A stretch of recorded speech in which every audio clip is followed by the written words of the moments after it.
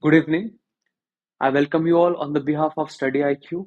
My name is Pritesh Maturkar. Welcome you all to the fifth lecture of a innovative series called as Geography Through Maps, wherein I am taking you on a world tour, wherein I am showcasing you all the tidbits of geography discipline using maps per se. So, those of you who are watching me for the first time today, I will quickly revise whatever flow of work that I do in these lectures. So, these lectures are based on the coverage of the 11th NCERTs per se, both of the NCERTs.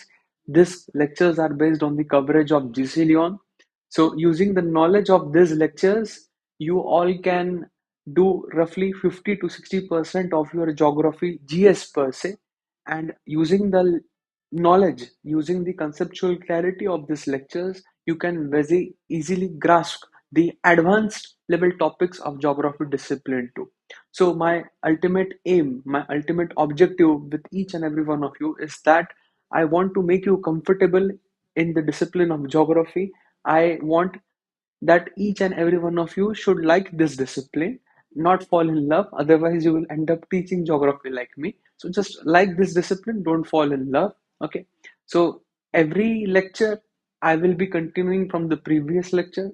So those of you who are watching me for the first time today, if you're not comfortable with the things that I will be discussing, please refer to previous lectures. Those of you who are maintaining the pace with me, it's good that you are maintaining the pace, and we will improve upon our content and will improvise upon our content to incoming lectures. Improvements in the sense that we are starting on a very basic level. Slowly we'll build up the topics. So for the first time yesterday, I introduced you to maps. We marked up the locations through which equator passes. So today we'll carry forward our legacy from yesterday, and we'll introduce you to the regions through which the tropics pass and the associated climate and vegetation of the tropical areas too. Okay. So before I move forward, just let me quickly reintroduce myself. My name is Pritesh Maturkar. I will be your primary faculty for handling the GS part of geography and study IQ. You can reach out to me on the Telegram channel called as Geography by Pritesh Sir, wherein I keep on posting the relevant tidbits of geography which are useful, which can have a utilitarian value in your mains answers as well as your prelims. So daily I keep on posting some important articles, some important PDFs on this group. So you are welcome to join. You can also do a global search on Telegram via this share link, via this joining link. It is t.me geography underscore PM. Mind you, this is geography underscore PM. So you can reach out to me on Telegram too using this link. Okay. Otherwise, the name of the channel is Geography by Pritesh Sir. You can follow this channel for daily dose of geography current affairs. Okay. So before any further ado, let's start with our discussion. So as I said that in every lecture, first of all, I will quickly revise whatever we did in the previous lecture, and then we will continue from the part of the present day's lecture. Okay. So yesterday I introduced you to the equatorial regions per se. So four to five things you need to keep in mind when we are discussing the equatorial regions. So number first, the position of the equator with respect to the sun is fixed. It's unchanging. Okay. Why? Because of the axial tilt of the earth per se, because of the fixed orbital plane of the earth per se, and because of the unchanging position of the sun with respect to the earth. So it's like that equatorial regions are always exposed to the sun 12 hours a day, 365 days a year. So on equator, what you will have on the surface is intense vertical insolation of the sun. So because of this intense vertical insolation, the surface of the equator will experience intense vertical thermal air upliftment. Air will always keep on vaporizing on the equator because of the sun's rays falling perpendicularly on the equator. So because of this, now two things will happen.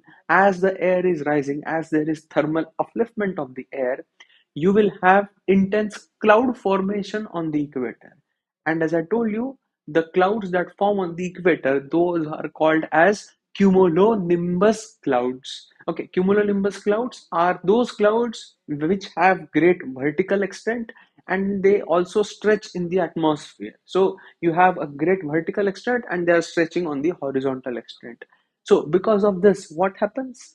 That these clouds reflect the sunlight which is incident on them. So because of this, equatorial regions are not the world's hottest regions. Mind you, don't get confused with regards to this. See, geography as a discipline is all about conceptual clarity.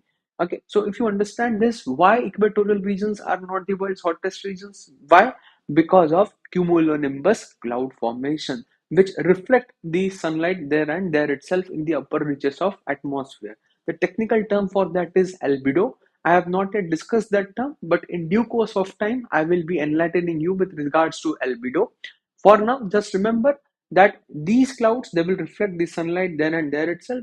So equatorial regions will not be the hottest, and because of this, because of heavy cloud formation, you will have some of the heaviest downpour anywhere on the earth.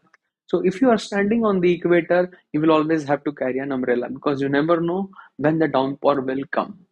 And because of this, the equatorial regions are characterized by dense evergreen rainforests. So it's like the more the water you put, the more you will have vegetation. It's just like the more you put in your brain good things, the more you become enlightened. So just compare good things in your brain as compared to the vegetation. So the more you put in your brain good things, the more you become enlightened. Similarly is the thing on equator. So as equator is getting good amount of rainfall, you have good sunlight. So but naturally the vegetation on the equator is going to be very dense, and you have dense evergreen equatorial rainforests. Okay, so everywhere you go on the equator, you will have rainforest primarily. And because of this, the vegetation that you find on the equator is rather having very, very dense canopy. So on the surface level, you will have bushes, you will have creepers, we will keep on fighting for sunlight. And as you move above, you will have some hardwood trees and some very tall trees which try to grasp for the sunlight which is incident even at a higher height. So the canopy of the vegetation on the equator will be very, very dense. I even showcased you the images. So while discussing yesterday, I discussed with you few things with regards to the Amazon rainforest. I gave you certain assignment with regards to Amazon rainforest. So as I promised that I will be delivering that to you in present lecture. So I'm also discussing that. So I gave you an assignment as to why the Amazon rainforest, okay, Amazon rainforest being the world's biggest rainforest, they are locally called as selvas. Selvas basically means the lungs of the world. Okay, why? Because they pump together 17% of the world's oxygen. Today, the Amazon rainforest has become net carbon emitter. Has become net carbon emitter. Okay, CO2. Why so? Why so? Okay. So there are three reasons for this, which can be directly asked in mains per se, and also you can have something with regards to prelims too. Okay. So why the Amazon rainforest has now become the net carbon emitter? So the first reason for this is increased deforestation. Is increased deforestation. Okay. This increased deforestation is because of two things. Number A and number B. Number A is because of changing dietary preferences. Changing dietary preferences. Why changing dietary preferences? So as dietary preference change, you consume more and more beef, so you require pasture lands. So you require what? You require pasture lands, and because of this, the Amazon rainforests are increasingly cleared. So the more you export, the more you do animal ranching, cattle ranching, the more you will require pasture lands. And this is one of the primary reasons why the Amazon is witnessing deforestation. Okay. The second reason why Amazon is witnessing deforestation is because of local infrastructure, local infrastructure impetus. See, the Amazon rainforests are some of the most inaccessible rainforests in the world. So now the government there locally is trying to do, because of what? Because of local infrastructure impetus, the government is trying to clear the land, and hence this is the second most important reason that why Amazon is experiencing deforestation. Okay, The second reason why Amazon is now becoming net carbon emitter, this is because, very important thing, please understand, this is because of forest fires. Okay, forest fires. So some of the forest fires are natural. Okay, they are the natural way of rejuvenating of the nature, but some of the forest fires are deliberate. Okay, and if you see the data of past 3 to 4 years of the Amazon forest fires, a very sad thing comes into play, that majority of the forest fires that are being incident in Amazon, they are all deliberately been lit off. Why? Because to clear the land for deforestation and for infrastructure and also for timber industry. See, the Amazon rainforest have some of the best hardwood trees in the world. So the rich people in Europe, the rich people in North America, they require that wood for building up their houses. So the luxury of the Westerners is coming at the ecological cost of the Amazon. So this is the second reason why the Amazon is now becoming net carbon emitter. Yes, Abhay, you are pointing at good. Okay, good evening. The third reason why Amazon has now become net carbon emitter, this is again very, very important. Okay, why? Because the you have increased pressure on the Amazon's ecological resources. What do you mean by this? Increased pressure. Okay, increased pressure on local ecology. Increased pressure on local ecology. Okay, this is little bit technical, guys. So I will just enlighten you with regards to this. What do you mean by increased local pressure on ecology? Okay, so now just imagine that you have land. Say this is land A. On land A, you are having approximately 100 trees. Okay. And each of this tree can sequestrate one equivalent of CO2. So 100 trees can now sequestrate 100 equivalents of carbon dioxide. Now just assume that instead of 100 trees, now you have a land B which is having only 50 trees, which is now having only 50 trees.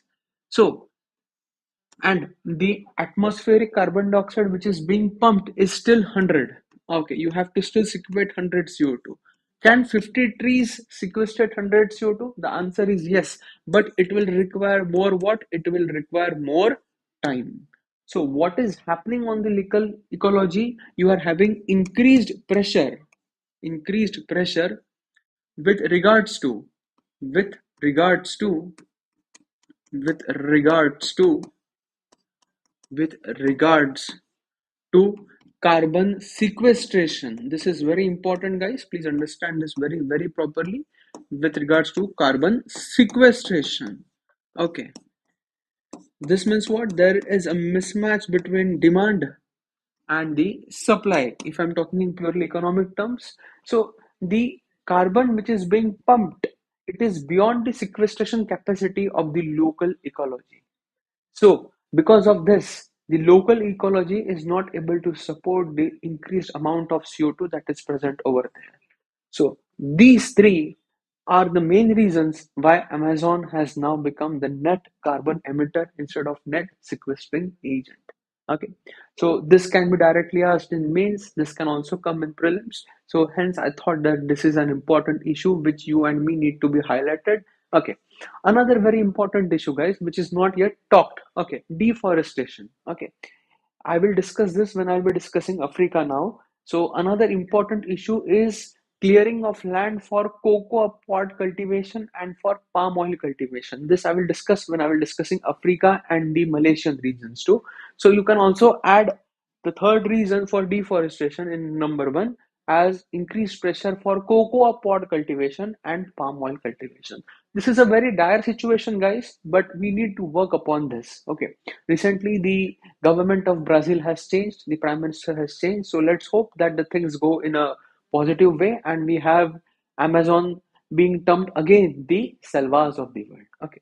So now, before further ado, let's move with the discussion of the equatorial regions of Africa and the Indonesia too. Okay. So just let me open up the map again.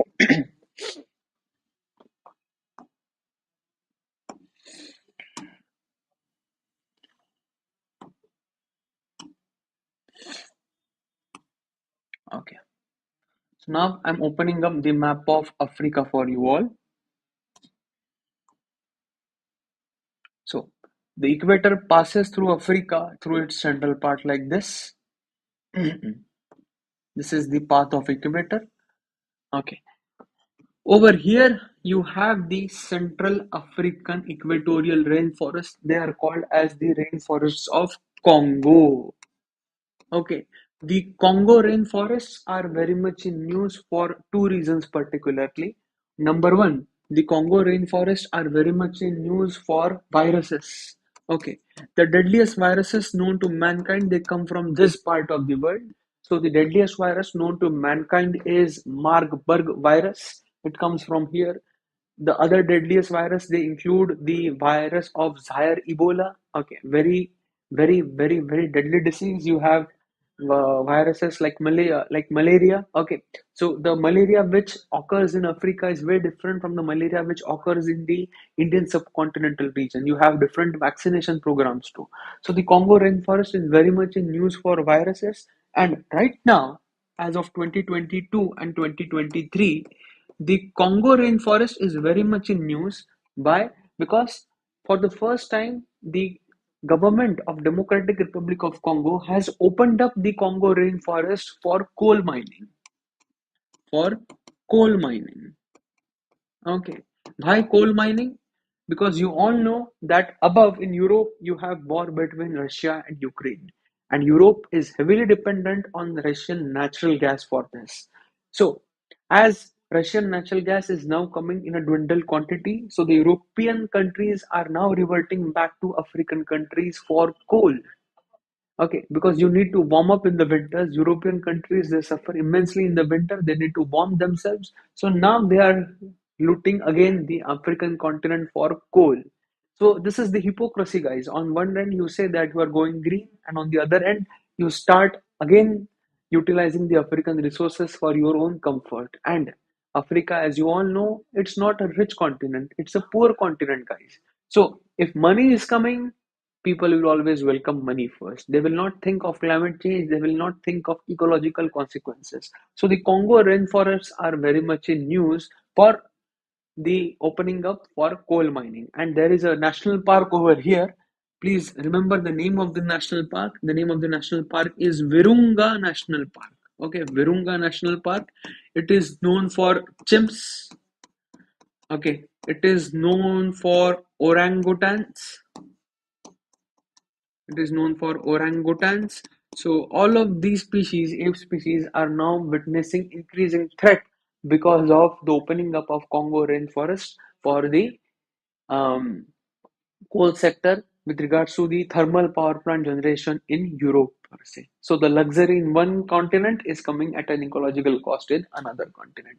Just a point to ponder, guys, where our humanity is being taken, where we are just utilizing the environment for our own gains, and we are not thinking of the outside world for even for a second. Okay, so let's move ahead. So this was the discussion with regards to the African region of Congo. Now if you come to this part, okay, though this part does not fall in the equatorial region per se, but it does have equatorial characteristics. So here you have the rainforests of a country called as Nigeria. Okay, Nigeria is known in the world as the number one country for cocoa, cocoa pod cultivation. Okay, cocoa pod cultivation. So the Cadbury, okay, the famous dialogue, like you should have something sweet after you have dinner.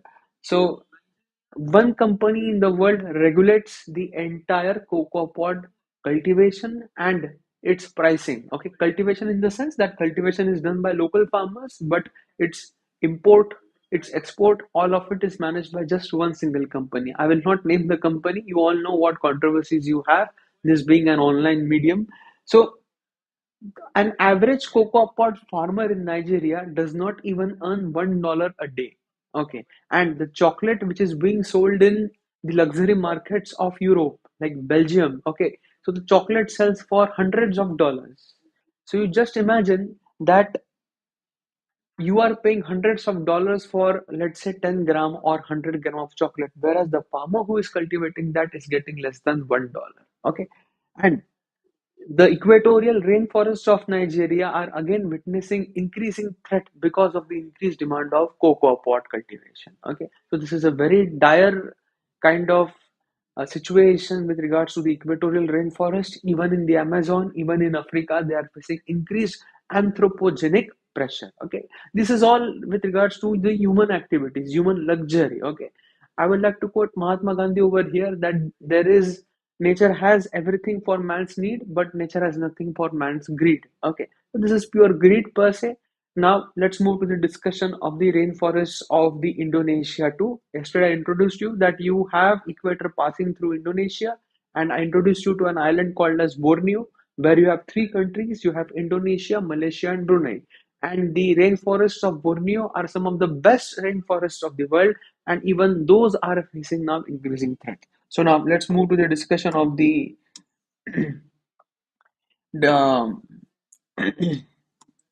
Malaysian and sorry, the Indonesian rainforests.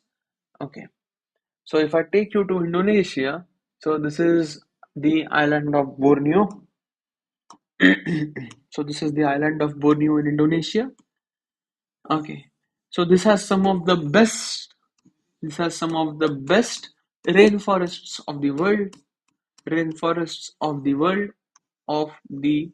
world. But even this is facing increasing threat because of two things. Okay. Number first, number first is, and this is the most deadliest kind of threat that any rainforest is facing. It is because of palm pod or palm oil cultivation. Okay, palm oil cultivation. Okay, why so? Okay, so I know that those of you who are listening to me, and including me, I won't let myself outside the purview of this, including me, guys. We all have been to big fast food chains like McDonald's, like KFC, like Burger King, like Domino's. Okay, have you ever wondered in which oil do they fry those things? Okay, everything is fried today. Most of us, what you eat, we eat all fried fruits. So, do you know in which oil do they fry? They always fry in palm oil. And palm pod cultivation is rampant on the islands of Borneo. Even Indian government has opened up the northeast for palm pod cultivation. And palm pod is a invasive species. It's a invasive species. Invasive species means what? It wipes out the local vegetation in that area. Okay. So once you start cultivating palm pod, it spreads like anything and it destroys the local ecology like anything. Okay.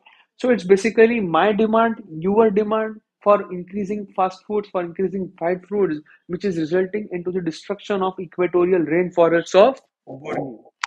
And because of this, orangutans over here, because of this, the ape species over here are witnessing increasing threat. And the second reason for the destruction of over here is because of rubber cultivation, rubber plants. Okay, rubber plantations. Okay, you all know that rubber is very useful in transport sector, and in today's era, transport sector is dominating everywhere. So the rainforests of Indonesia and dare I say the rainforests of Malaysia, they are also being cleared for rubber plantations. Okay, so these are the two main reasons why the equatorial rainforests of Borneo or Indonesia are being cleared. So if I tend to paint a global picture, guys, the equatorial rainforests are now witnessing increasing anthropogenic threat. They are witnessing increasing anthropogenic hazard, and this is all because of changing lifestyle patterns. Okay, if you adopt to sustainable ways, the equatorial rainforest can still be conserved. And this does not mean, guys, that the picture is entirely grim. Okay, the local indigenous communities everywhere are now advocating for this. Even the people of the local country, the local people over there are now getting in consonance with the local tribes, and they are doing something to preserve the rainforest. So the picture is not completely grim. The only thing is these issues need to be highlighted. These issues need to be highly vocal. Okay, and it's your and my responsibility now, those who are watching me or those who will watch me, that we need to advocate for this. Okay. So we need to see always a silver lining even in the darkest of clouds. That is what I want to say. So this sums up our discussion of the equatorial regions. Now let us move towards the discussion of the tropical regions for now. Okay. So before I introduce you to tropical regions, I need to introduce you to some of the concepts with regards to the tropical areas. So first I'm introducing you to the concepts and then we'll mark up the regions on the atlas. Okay. Let's move forward.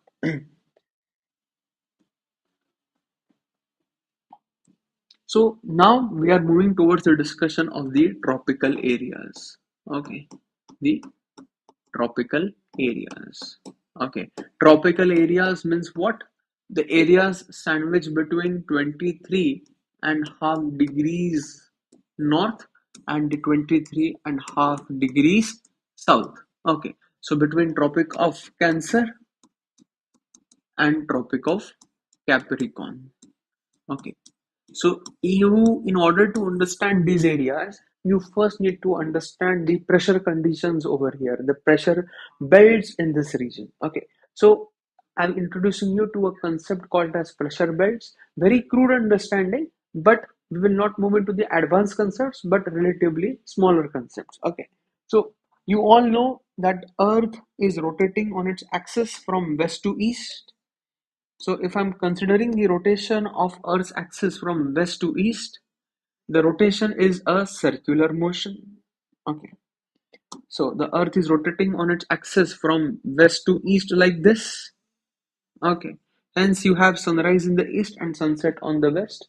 So this being a circular motion, there is a force that acts on all the bodies on earth, and that force is valid only for horizontal movement. That force is not valid for vertical movement. Okay, I'm again reiterating. As the earth is rotating on its axis from west to east, and you have a circular motion of earth, so because of this, an apparent force acts on all the bodies on earth, and that is only valid for horizontal movement, that is not valid for vertical movement. And the name of the force, it is called as Coriolis force. What is the name of the force? It is called as Coriolis force. Okay, why does this force act? Why does this force act? This force acts because the earth is rotating. The earth is rotating.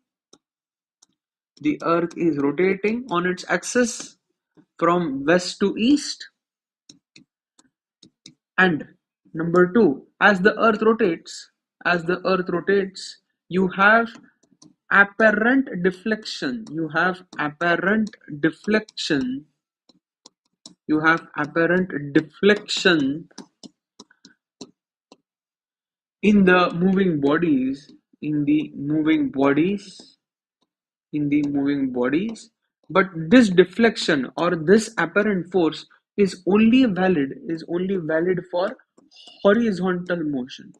Is only valid for horizontal motion, whereas this is not valid for vertical motion. This is not at all valid for vertical motion. What do you mean by this, guys? Okay, what do you mean by this? So let us discuss in detail per se. So as the earth is rotating on its axis from west to east, you have an apparent force that acts on all the moving bodies. This force is called as Coriolis force, and this force produces apparent deflection. And this is only valid for horizontal motion, not for the vertical motion. So what do you mean exactly by this? Okay, so please understand now very, very properly. Okay, if you get this concept here, you will be taken care of for the rest of the geographical discourse. Okay, so if I'm considering the earth per se, and I'm drawing the earth on a bigger scale. Okay,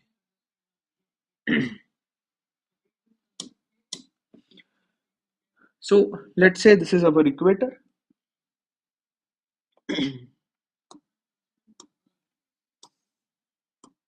Okay, so let's say this is our equator. Okay, and these are our polar regions. Okay, these are our polar regions. So now, if you are throwing a ball from the equator towards the poles, if you throw a ball from equator towards the poles, what you see that As you move from equator towards the poles, the radial distance of the surface of Earth from its center, it starts to decrease. So if I'm naming this A, I'm naming this B, I'm naming this C, and I'm naming as D. So if I compare these distances, A is more than B is more than C is more than D. So the distance of the Earth's surface from the center, it's becoming less and less. So from the central radial axis, the distance is becoming less. And mind you, we are throwing something on Earth, Earth being circular, Earth being spherical, the motion also is going to be circular. So just imagine that you are throwing a ball from over here to here. Now, the ball or the object needs to maintain its angular momentum, the motion being circular. And the formula of angular momentum is given by V equals omega R. Okay, where V is the radial velocity, omega is the angular velocity or the angular momentum, and R is the radial distance. So now consider the motion of this ball. Okay. The velocity with which you are throwing the ball is dependent on how fast you are throwing the ball. Can the ball change its own velocity? No. The velocity of ball. So just imagine me as the equator and you as the poles per se. Okay, so I'm throwing a ball from my end to your end. So ball is coming from my end and it is slowly coming towards you. So the speed with which the ball will come towards you, it will dependent on how fast I have thrown the ball. Okay. So if I'm throwing the ball with more speed, it will come towards you with a more speed. If I'm throwing the ball with a less speed, it will come towards you gradually. So velocity of the ball is not dependent on the ball itself. It is dependent upon the force. Okay, now the motion being circular, the ball needs to conserve its angular momentum. So now what is happening as the ball is moving from over here to here, the radial distance from the center of Earth is decreasing. So now for the ball to conserve its angular momentum, it needs to do what? It can either increase its velocity or it needs to maintain its radial distance. Can the ball increase its velocity? Of course not. The only option which is remaining with the ball is to start deflecting, is to start meandering, or to start increasing its radial distance. So, to conserve the angular momentum, the ball will do what? The ball will start, instead of going straight, the ball will start deflecting so as to conserve its angular momentum like this. So as to conserve its angular momentum like this. So this is the deflection which is produced because of Coriolis force. Why this Coriolis force? Because the earth is rotating on its axis from west to east. So mind you, the Coriolis force is a apparent force. Okay, the discussion that I am making with you all, the Coriolis force is a apparent force. It's not an actual force. Why this force is apparent? Because the earth is rotating on its axis from west to east. Okay, so this being an apparent force, it tends to start deflecting the bodies. Why deflecting the bodies? The answer you got, because of the tendency to conserve their angular momentum. And as you move from equator towards the poles, the deflection will increase. Okay, so the Coriolis force of deflection is minimum at the equator and it is maximum at the poles. Why this is so? This is a higher level discussion, but for now, just remember that the Coriolis force deflection is more as we move from equator towards the poles. So if I'm summarizing the Coriolis force for you all, okay, if I'm summarizing the Coriolis force for you all. Okay, so just remember this four things. Okay, so Coriolis force number one is a apparent force. Why apparent force? Because it's not actual. It only comes in apparency because of what? Because of the rotation of Earth. Because of the rotation of Earth. Okay, Coriolis force causes what? It causes deflection. It causes deflection in the moving bodies, in the moving bodies, in the moving bodies, in the moving bodies, but only for which kind of motion? Horizontal motion. Only in horizontal motion. Okay, and in which direction this deflection is? The deflection is towards right in the northern hemisphere, is towards right in the northern hemisphere, and this deflection is towards left in the southern hemisphere, is towards left in the southern hemisphere. Why this is so? It's a high level discussion, but for now, just remember that deflection is towards right in the northern hemisphere and towards left in the southern hemisphere. And why this deflection? Because of the tendency to conserve, tendency to conserve angular momentum. The tendency to conserve angular momentum. Please remember this, guys, very well, because of the tendency to conserve the angular momentum. And lastly, the fourth point which you all need to remember is that the Coriolis force increases. Coriolis force increases as we move away from the equator towards poles. So the Coriolis force increases polewards. So there's four things you need to remember with regards to the Coriolis force. I'm again reiterating, Coriolis force is an apparent force. It comes into play because of the rotation of the earth on its axis from west to east. Number two, the deflection force, the Coriolis force causes deflection in the moving bodies, and this deflection is only valid for horizontal movements, not for vertical movements. Then number three, this deflection is towards the right in the northern hemisphere and towards left in the southern hemisphere. And lastly, this deflection increases polewards. So if I'm painting a picture for you all, how is this? So I know most of you must be brushing teeth. I'm deliberately saying most. I hope that every one of you brushes teeth in the morning. So those of you who don't brush their teeth, you can go to the equatorial rainforests of Amazon for your life. But those of you who brush their teeth, you must be seeing that in the basin, when you spill out the water in the basin will always circle towards right in the northern hemisphere and it will go in the sink. So just do this experiment in the morning. You turn on the tap and see in which direction the water swirls and goes down in the sink. So if you are in the northern hemisphere, the water will always swirl in the right side and go down in the sink, whereas in the southern hemisphere, the water will always swirl in the left and go down in the sink. So a very interesting application of the Coriolis force in your day-to-day life. So please remember this.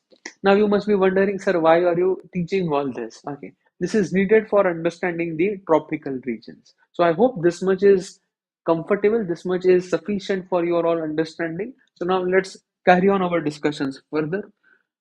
So now if I'm imagining the earth per se, please focus on the board. This is again highly important. So if I'm considering the earth, okay,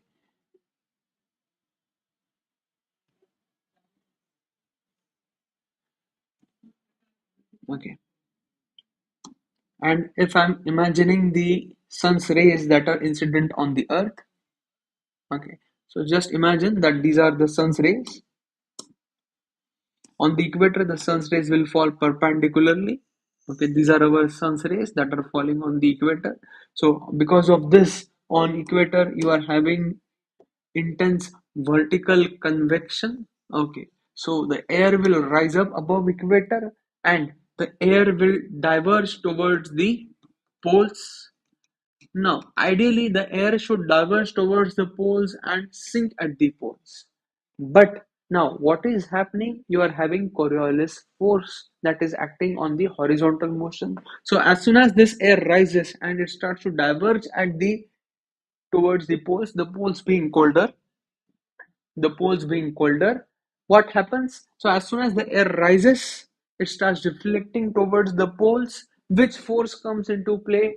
The Coriolis force. Because Coriolis force is valid for what? It is valid for horizontal movement. It is not valid for this vertical movement. Mind you, this is why. This is because of the intense insolation on the equator. Okay, intense vertical insolation. Okay, because of intense vertical insolation, you are having intense vertical thermal upliftment on the equator.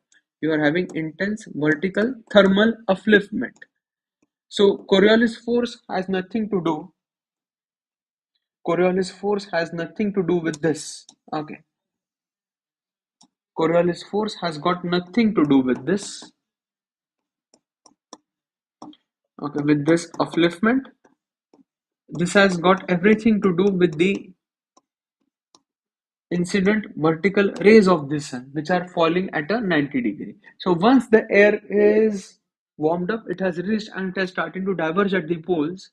As soon as it starts diverging towards the poles, Coriolis force comes into play, and the air, instead of rising and diverging and sinking at the poles, the air sinks at around 30 to 35 degrees north and also 30 to 35 degrees south. 30 to 35 degrees south. So, because of this, if you consider equator, because of this, if you consider equator, on the equator, you will always have low pressure. Whereas, as you move towards the tropical areas, you will have what? You will have high pressure. I'm again reiterating, because of the sinking of the air at the tropical margins or at around 30 to 35 degrees, on the equator you will have low pressure belt, whereas on the tropical areas you will have a high pressure belt. Okay, so this is called as equatorial low pressure belt. Whereas on the tropics you will have a high pressure belt at around 30 to 35 degrees north and 30 to 35 degrees south. Why this is so? Because the air, instead of rising and diverging towards the poles, it sinks at around 30 to 35 degrees both north and south. So on the tropical regions or on the subtropical regions, you will have subtropical high pressure belt. Subtropical high pressure belt. And mind you, this will be at around 30 to 35 degrees north and 30 to 35 degrees south. And this is why? This is because of what? This is because of Coriolis force. Coriolis force coming into play. This is because of Coriolis force coming into play. So, but naturally, the areas sandwiched between the Tropic of Cancer and Tropic of Capricorn, you will have the conditions which are high pressure conditions. So, if you go on Tropic of Cancer and Tropic of Capricorn, naturally you have what kind of conditions? High pressure conditions. So, now coming back to our discussion of tropical areas,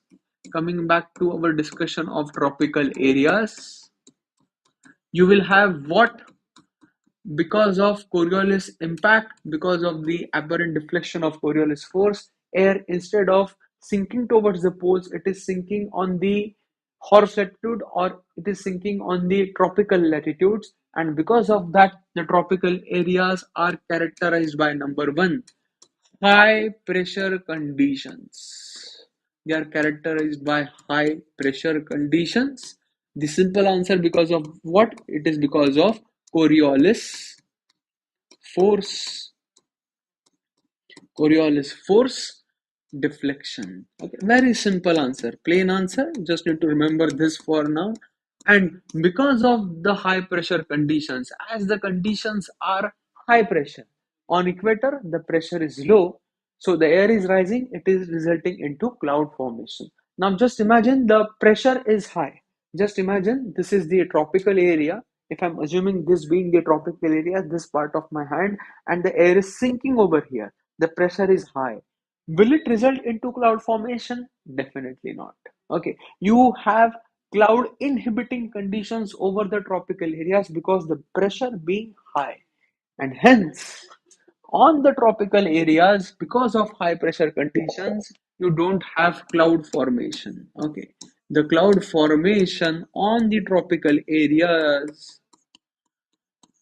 is inhibited, is inhibited. Okay, this is very, very important, guys. Please understand this very, very properly. Okay, What do you mean by this? That because of high pressure conditions, you don't have cloud formation on the tropical areas or in the subtropical regions where the air is sinking. And as you don't have cloud formation over these areas, what happens? What happens? The sun's rays will penetrate directly. The sun's rays will penetrate directly on the tropical areas, and because of this, the tropical areas will now become the hottest regions of the world. Will now become the hottest regions of the world. Hottest regions of the world. So if someone asks you, okay, which are the hottest regions of the world? So mind you, you should not say those are the equatorial regions. You should say what? That those are the tropical regions. Why? Because of high pressure conditions, you are having inhibited cloud formation. Okay. So make sure that this is imbibed in your brain, and as tropical regions are the world's hottest regions, so the tropical areas will be characterized by what? The tropical areas will be characterized by what? They will be characterized by deserts. They will be characterized by deserts. Why? You don't have cloud formation, there is very less rainfall, and because of this, on tropical areas predominantly you will find deserts. As we discussed on the equator, what you find primarily on the equator is rainforests. On tropical areas, what you will find primarily are the tropical hot deserts. And because of this, the climate of the tropics will be hot, dry, arid, hot, dry, arid, or semi arid. As we discussed with regards to the equator, the climate of the equator is warm, wet, and humid. The climate of the tropical areas will be hot, dry, arid to semi-arid. Hot, why hot? Because the sun's rays will now fall directly on the surface. And mind you, sun has apparent migration between the northern hemisphere and the southern hemisphere, between the Tropic of Cancer and Tropic of Capricorn. So when sun will come above Tropic of Cancer, the sun's rays will be directly incident. They will be perpendicularly incident on the tropical areas in the north. So if I'm considering Sahara Desert, so sun's rays will be directly overhead on Sahara in the months of May and June. Whereas if I'm considering Australia, the Australian outback will have direct insolation reaching on it in the months of December. Okay, so the climate will be very hot. You will have temperatures exceeding more than 50 degrees Celsius. It will be very dry. Why dry? Because you don't have any rainfall. Okay, very less rainfall. Dare I say, very scanty rainfall. You can have some regions in the world where the rainfall is not occurring for 5-10 years in consecutive. And arid to semi-arid. What is arid or semi-arid condition? Arid conditions means that imagine that you are having some rainfall, the water is there and the water has now evaporating. So aridness basically means how much you have evaporative losses in any region.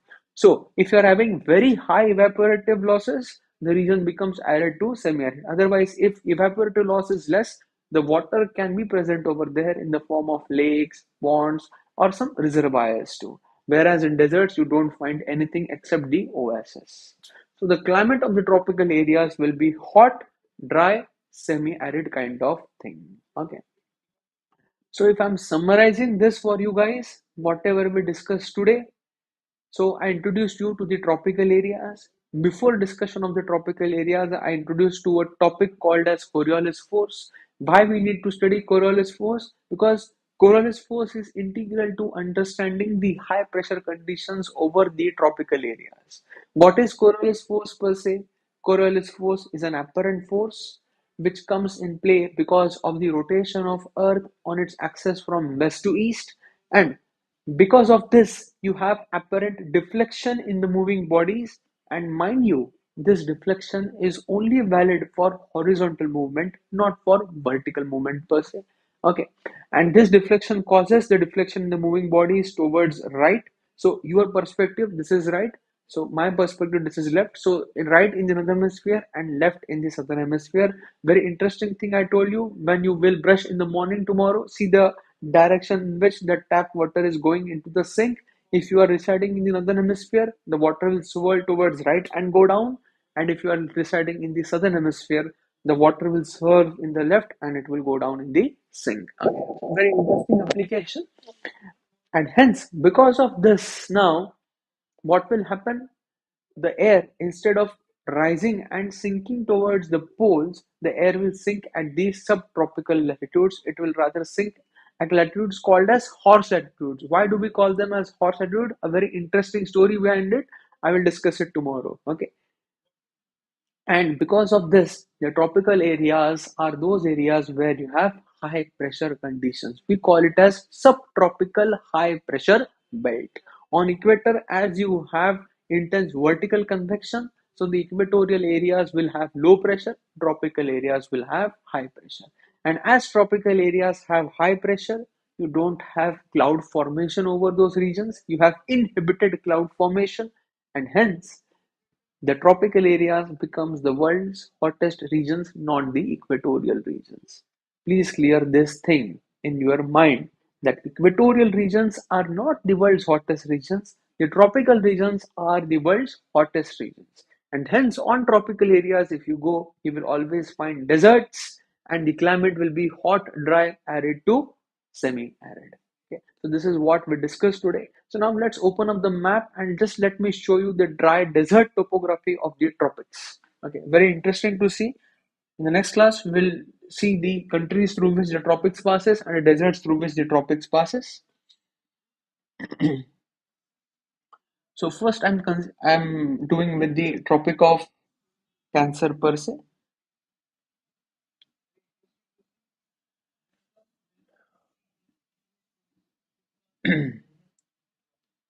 Okay, so I'm beginning first with the discussion of the Tropic of Cancer with regards to the Mexico region. Okay, so so if I'm zooming in over here, the Tropic of Cancer does pass through Mexico. Okay, this part of Mexico.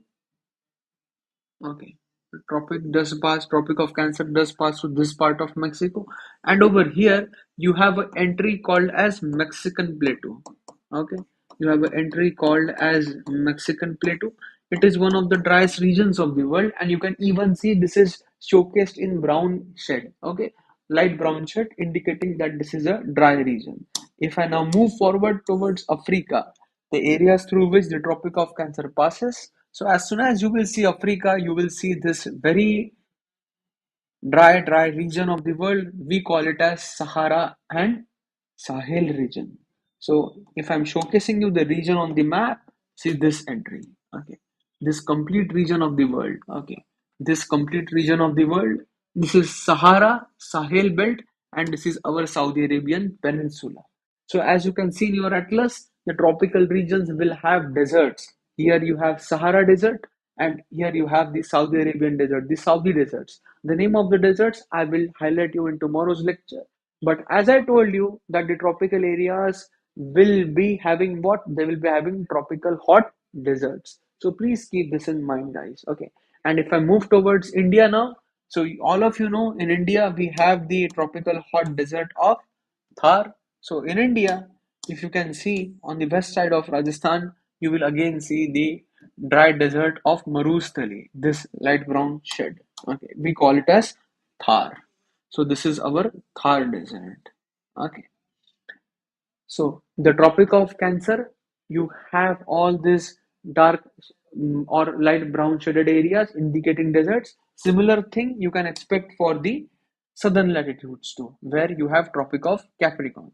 So if I take you to the Africa, and if you see this part where I'm highlighting, so this part again, you will have tropical hot deserts. You have the tropical hot deserts of Kalahari Namib Desert.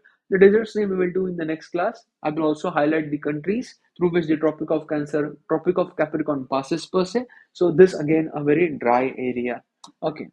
And now if I pin in Australia in this circle, okay. So if I'm opening up Australia, see how Australia is. Okay. Two-thirds of Australia, okay, two-thirds of Australia is desert. Two-thirds of Australia is desert. It is called as the Australian outback. It is called as the Australian outback. Okay, it is called as the Australian outback.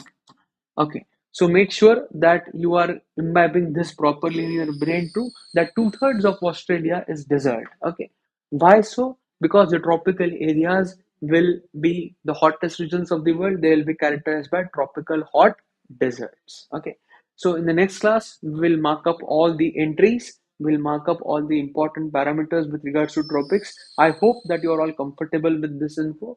So before ending, I'm again reiterating my name to you all. Okay, my name is Pritesh Maturkar. Okay. You can join me on a Telegram channel called as Geography by Pritesh Sir, wherein I will be keep on posting the important tidbits with regards to the geography discipline, and I'll be also posting the current affairs. And the share joining link is telegram.me underscore geography underscore PM. Mind you, there is an underscore PM, so you can use this joining link for joining this Telegram channel too. Okay. So on the behalf of Study IQ English IAS, I thank you all for attending this sessions, and from Monday onwards, we'll continue our journey from here.